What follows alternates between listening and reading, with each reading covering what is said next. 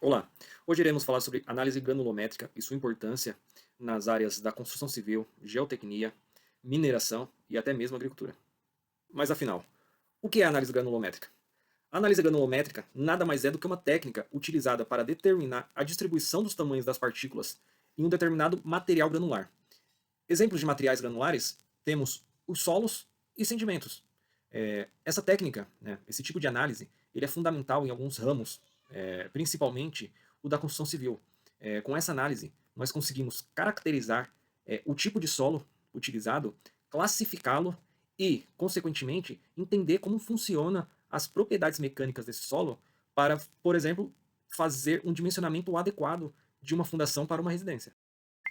Ainda complementando, quais os tipos de classificação que nós podemos dar para o solo após uma análise granulométrica? O solo ele pode ser classificado como argila, silt, areia ou cascalho. Os métodos utilizados dentro de uma análise granulométrica são basicamente dois: a análise por peneiramento e a análise por sedimentação. Neste trabalho, iremos focar principalmente na análise por peneiramento. Primeiramente, iremos dar uma explanada rápida sobre a técnica de análise por sedimentação, ou hidrometria. Ela é utilizada em partículas menores que 0,075 milímetros, no geral, silt e argilas. Elas se baseiam na lei de Stokes, que descreve a velocidade de sedimentação das partículas em um fluido. Alguns dos equipamentos utilizados para esse tipo de análise temos hidrômetro, cilindro de sedimentação, balança de precisão e agitador mecânico. O procedimento, basicamente, trata-se de dispersar as partículas do solo em água, utilizando alguns agentes dispersantes, e, com isso, usar as leituras do hidrômetro para calcular a distribuição de tamanho de partículas com base na velocidade de sedimentação. Com os resultados, conseguimos determinar a proporção de argila e silt, e determinar as frações finas em termos percentuais. É importante ressaltar que a análise granulométrica ela é regida pela ABNT, Associação Brasileira de Normas Técnicas, com a NBR 7181 de 2016. No procedimento de peneiramento, utilizamos peneiras padrão com malhas de diferentes aberturas. Utilizamos também vibrador de peneira e balança de precisão compatível com as amostras selecionadas. Vale reforçar que o processo de peneiramento é utilizado com partículas com diâmetro superior a 0,075 milímetros.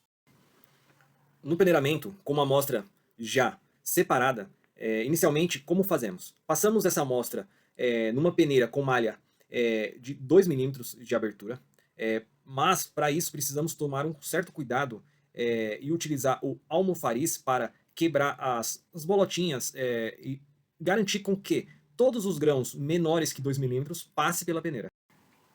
Tanto para o peneiramento quanto para a sedimentação são retiradas amostras, e essas amostras elas precisam ser secas, preferencialmente em estufas, com temperaturas entre 105 e 110 graus Celsius, para que a gente consiga garantir o peso constante dessa amostra.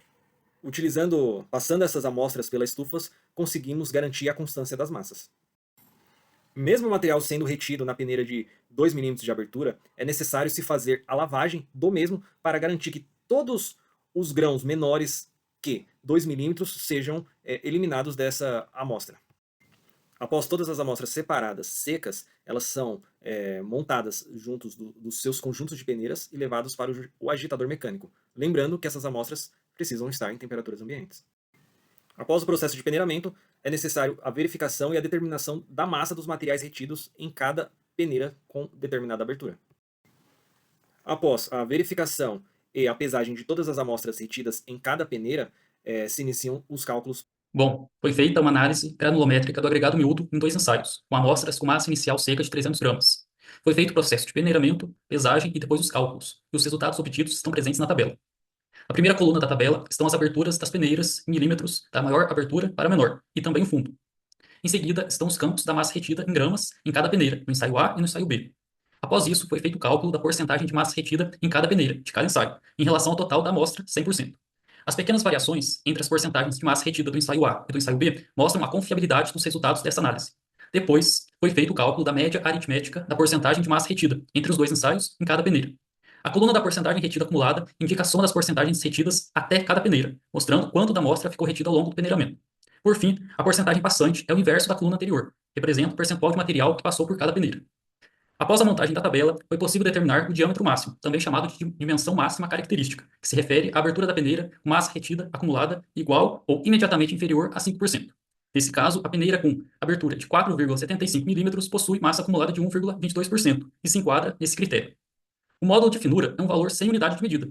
Ele foi calculado com a soma das porcentagens retidas acumuladas das peneiras da série normal, e todas aqui são da série normal, dividido por 100. O valor obtido foi de 1,59, indicando um agregado relativamente fino, adequado para uso em concreto e argamassas que exigem maior trabalhabilidade e boa distribuição dos grãos.